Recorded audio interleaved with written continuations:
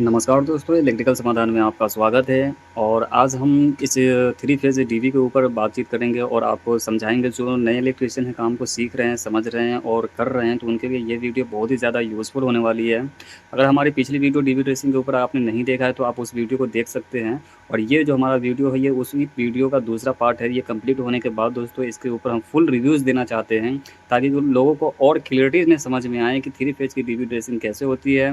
और उसके साथ-साथ अगर हम यूपीएस की डीवी लगाते हैं तो उसको हम अलग क्यों लगाते हैं? इसके अंदर ही क्यों नहीं हम यूपीएस की एमसीबी वगैरह लगाते हैं? और बहुत सारे ऐसे पॉइंट हैं दोस्तों, जो छोटे-छोटे, जो एक नए इलेक्ट्रीशियन को समझना चाहिए डीवी ड्रेसिंग करते समय। तो वो सारे डाउट आज आपको इस वीडियो में क्लियर हो जाएँगे कि डीवी ड्रेसिंग कंप्लीट कैसे होता है। इस वीडियो को देखने के बाद आपको कोई भी दूसरी वीडियो देखने की ज़रूरत नहीं पड़ेगी। उसके बाद आप काम को अपने हाथों में लेकर दोस्तों डीवी ड्रेसिंग कर सकते हैं।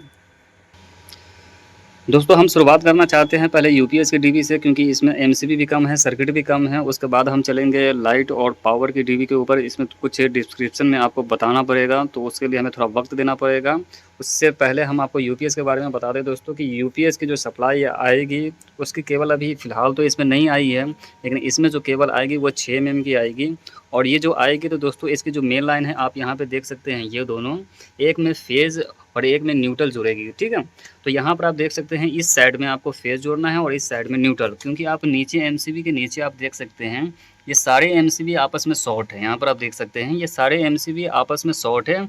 और यहाँ से जब एमसीबी को हम ऑन करेंगे तो यहाँ से सप्लाई नीचे की तरफ आएगी और सारे एमसीबी के इनपुट साइड में सप्लाई चली जाएगी 220 वोल्ट 32 एम्पियर। क्योंकि यहाँ पर जो हम मेन लगा रखे हैं दोस्तों, यहाँ पे आप देख सकते हैं 32 एम्पियर है, तो 32 एम्पियर की रेट नीचे रहेगी, ठीक है। लेकिन हम यहाँ पर आप देख सकते हैं दोस्तों कि यहाँ पर आप 10 एम्पियर 10 एम्पियर के एमसीबी लगे हुए हैं। तो यहाँ से जब हमारी आउटपुट सप्लाई ऊपर की तरफ जाएगी, जब इस एमसीबी को ऊपर करेंगे तो यहाँ से तो 32 एम्पियर है, लेकिन यहाँ पर हमें 10 एम्पियर करंट फुल्ली लोड हमें मिलेगी, ठीक है। तो ये तो हो गई दोस्तों दूसरी बात। यहाँ पर आप देख सकते हैं कि यहाँ पर जितने भी अर्थिंग हैं वो यहाँ पर कनेक्टेड है। आपके जो भी सवाल हो दोस्तों इस वीडियो से रिलेटेड में, कोई भी आप कमेंट बॉक्स में डालना, उसका जवाब मैं एट ए टाइम, या मैं फ्री रहूँ उस टाइम मैं आपको ज़रूर रिप्लाई करूँगा। और इसमें कुछ करना नहीं होता है दोस्तों यूपीएस की डीवी में। आप यूपी यहाँ पर आप देख सकते हैं ये सिंगल फेज़ की यूपीएस डीवी है। बहुत सारे जो यूपीएस होते हैं, इन्वर्टर तो ज़्यादातर सिंगल फेज़ के ही आते हैं, लेकिन यूपीएस थ्री फेज़ की भी आती है। वो आपके लोड के ऊपर कितने केवी की आप लगवा रहे हो उसके हिसाब से, ठीक है। तो हमारी मेन लाइन यूपीएस में आप ये देख सकते हैं कि डीपी है, तो इसमें आके कनेक्ट हो जाएगी। उसके बाद इसमें सप्लाई जाएगी। यहाँ से आप देख सकते हैं कि न्यूट्रल जो है दोस्तों, न्यूट्रल की वायर वो डायरेक्ट आपकी न्यूट्रल के मेन चैनल में जाके कनेक्ट हो रही है। आप यहाँ पर देख सकते हैं ये जितनी भी वायरें ऊपर से जुड़ी हुई हैं ये सर्किट है, ठीक है। ये सर्किट की, इस सर्किट की जो न्यूट्रल है वो दोस्तों यहाँ पर सारी जुड़ी हुई है। ये 4 सर्किट आप देख रहे हो, ये चारों की न्यूट्रल एक साथ जुड़ी है।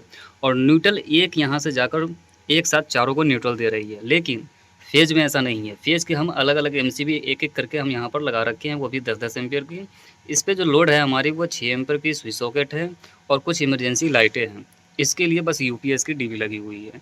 तो इसमें आप क्लियरिटी समझ सकते हैं कि इसमें करना है क्या नहीं करना है। अगर आपका लोड, मान लो कि आपकी एक सर्किट पे एक वर्क स्टेशन आ रही है जिसमें आपके 6-7 या 8 आपके कंप्यूटर चल रहे हैं, तो फिर आपको यहाँ पर 2.5 एमएम की सर्किट खींचनी पड़ेगी और 16 एम्पियर का आपको एमसीबी लगाना पड़ेगा, क्योंकि आपकी लोड ज़्यादा हो जाएंगी, ठीक है।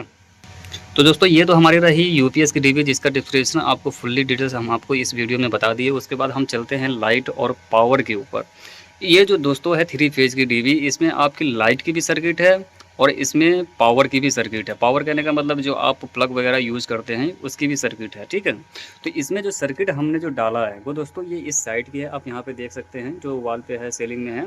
सीलिंग में जितनी भी वायर डली हुई है दोस्तों वो 1.5 एमएम की सर्किट है, क्योंकि हमें लाइटें जो हैं वो सर्किट वो लेआउट के हिसाब से बटी हुई है। एक सर्किट पे 4 लाइटें हैं, 5 लाइटें हैं, तो ऐसे में सर्किट है तो 1.5 एमएम की वायर सर्किट में काफ़ी है, ठीक है। तो उसके हिसाब से जो हमने यहाँ पर ड्रेसिंग किया है, आप यहाँ पर देख सकते हैं कि ये जो मेन केबल जो आ रही है हमारी, ये जो मेन केबल आ रही है, आप यहाँ पे देख सकते हैं जो 63 एम्पियर का टीपीएम लगा हुआ है। तो मेन लाइन जो ये हमारी आ रही है पैनल से आ रही है। ये जो आप देख रहे हैं ये सीलिंग है, ऊपर से हमारी कंट्यूट आ रही है, तो ये जो आ रही है ये पैनल से आ रही है। और पैनल में भी 63 ही एम्पियर का एमसीबी लगा हुआ है, उससे बढ़ाकर लगाने की ज़रूरत नहीं है। मैनुअली है कि यहाँ से भी ये ट्रिप कर जाएंगे, वो भी ट्रिप कर जाएगी, ठीक है।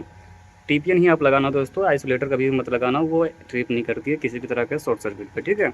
हम नेक्स्ट वीडियो में आपको डीबी ड्रेसिंग के बारे में बताएंगे कि आप आरसीबी के साथ कैसे डीबी ड्रेसिंग करेंगे। अभी ये टीपीएन और डीपी के साथ में ये डीबी ड्रेसिंग हो रखा है, ठीक है। लेकिन सबकी अर्थिंग और न्यूट्रल और आपके जो सर्किट की फेज़ हैं वो सब अलग अलग ही हैं, इसमें प्रॉपर एक प्रोफेशनल तरीके से। तो अब हम बात करते हैं दोस्तों, ये तो हो गया आपकी मेन लाइन के ऊपर कि ये जो हमारी मेन लाइन है वो 10 mm में डली हुई है 4 कोर में, इसमें अर्थिंग इसके साथ नहीं आई है, अर्थिंग की केबल हमें अलग से डालनी है, अभी अर्थिंग का काम चल रहा है। तो अर्थिंग की जो वायर आएंगी दोस्तों, वो मेन वाली जो हमें एक यहाँ पे टचअप करना है, अर्थिंग की वायर यहाँ 2 आएगी दोस्तों। एक बात हमेशा ध्यान रखिएगा, एक सर्किट के लिए हमें देना होता है, एक पैनल को आपको पैनल के बॉडी को टच करने के लिए आपको एक देना पड़ेगा बाइफॉल्ट, कभी अर्थ लीकेज ना हो किसी सर्किट के डैमेज होने के वजह से। आप उस पर यूपीएस की भी बॉडी पर आप दे देना, और इसके डोर पे भी, जो इसकी डोर लगेंगी उसके डोर पे भी आप अर्थ बिल्कुल देना और पहले देना, ठीक है। अब हम बात करते हैं दोस्तों कि यहाँ पर आप तो टीपीएन लगा दिए, टीपीएन में आप नीचे मेन लाइन जोड़ दिए, उसके बाद आप अपने इस टीपीएन से 3 भाग में दोस्तों फेज़ को डिवाइड करते हो। इसको दोस्तों हम टीपीएन डीबी बोलते हैं। ये जो आप देख रहे हो ना, जो 3 फेज़ में आती है, एक एसपीएन, ये नीचे वाले को हम दोस्तों एसपीएन डीबी बोलते हैं। आप इसमें सिंगल फेज की एमसीबी लगा, सिंगल फेज की डीबी ड्रेसिंग करते हैं, आपकी सिंगल फेज की सारी एमसीबी तो है ही इसमें। लेकिन यहाँ पर आप देख सकते हैं टीपीएन डीबी में ऐसा नहीं होता है। टीपीएन डीबी में दोस्तों आपके 3 भाग में एमसीबी डिवाइड होते हैं और 3 एरियाओं के ऊपर डिवाइड होते हैं। तो अगर हम बात करें दोस्तों, तो सबसे पहला जो हमारा होता है दोस्तों वो आर फेज़ होता है, दूसरा जो होता है मेरा वाई फेज़ होता है, और तीसरा जो होता है वो दोस्तों वो बी फेज़ होता है, ठीक है।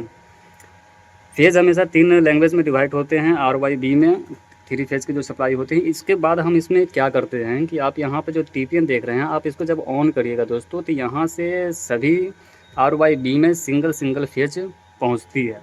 तो हम यहाँ पे जो लगा रखे हैं दोस्तों, एक डीपी लगा रखे हैं जो न्यूट्रल और फेज़ दोनों को एक साथ ऑपरेट करती है। यहाँ पर हमने न्यूट्रल को नहीं दिया है, लेकिन यहाँ से हमने डायरेक्ट टीपीएन से न्यूट्रल के मेन में भी आप दे सकते हैं, उससे कोई दिक्कत नहीं है। हमारा मेन मकसद होता है कि एक लाइन में जितनी भी एमसीबी लगी हुई है और जितनी भी सर्किट हमारी इसमें डली हुई है, उसको सेपरेट रखने के लिए, किसी तरह का शॉर्ट सर्किट ना हो, उसके लिए हम एक मेन एमसीबी लगाते हैं। ये तभी दोस्तों ये वर्क करेगी जब इस पर ओवरलोड या एक बैग इतना वोल्टेज आ जाए कि वो इसके एम्पियर से अधिक गुना ज़्यादा हो जाए, तो ये जाकर ये वर्क करेगी आपकी एमसीबी, और ये आपके सारे एमसीबी को बचाएगी और ये ट्रिप कर जाएगी, ठीक है। ये कुछ डाउटें जो हों दोस्तों, वो आप कमेंट बॉक्स में डालना, मैं उसका जवाब दूंगा। वो डाउट्स उसी समय टाइम आपका क्लियर किया जाएगा।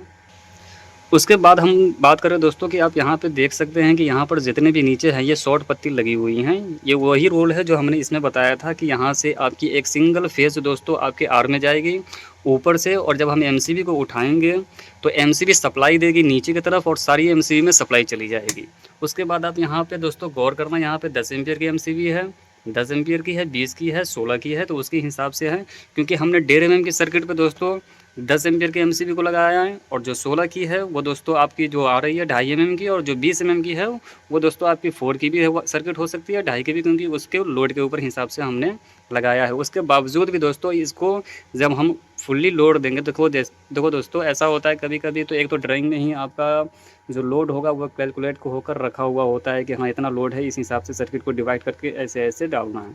कभी कभी ड्राइंग में नहीं होती है, तो अपने हिसाब से भी बाद में उसको लोड को डिवाइड करना पड़ता है। हमें एक बात हमेशा ध्यान रखना है कि आर पे जितना लोड है उतना वाई पे भी होना चाहिए, उतना बी पे पर भी होना चाहिए, ठीक है। तीनों फेज़ पे लोड हमेशा बराबर होना चाहिए। अगर ड्राइंग में मेंशन नहीं है, तो अगर ड्राइंग में मेंशन है तो उसके हिसाब से आप सर्किट खींचोगे तो आपकी लोड जो होंगे वो बराबर डिवाइड होंगे।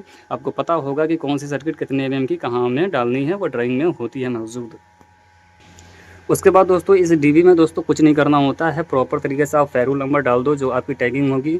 जो सर्किट मान लो कि आप यहाँ पर एक टैगिंग देते हो बी, तो वही चीज़ आपको यहाँ पर बी देना है। वो सीरियल नंबर के हिसाब से आप यहाँ पर एक भी लिख सकते हो, यहाँ पर जैसे यहाँ पर मेंशन हो रखा है 3 मार्कर से, क्योंकि यहाँ पर एक नंबरिक का फेरू कोड यहाँ पर मार्केट में नहीं मिल पाया था, तो मार्कर से हमें इस पर लिखना पड़ा था। तो यही सेम कोड आप इधर डालोगे तो बाई फॉल्ट ये सर्किट कभी डैमेज होगी, तो आप इसको ट्रेस करने के बजाय इसके कोड से ही आप इसके न्यूट्रल को आप ट्रेस कर सकते हो कि ये इसकी न्यूट्रल है, ठीक है।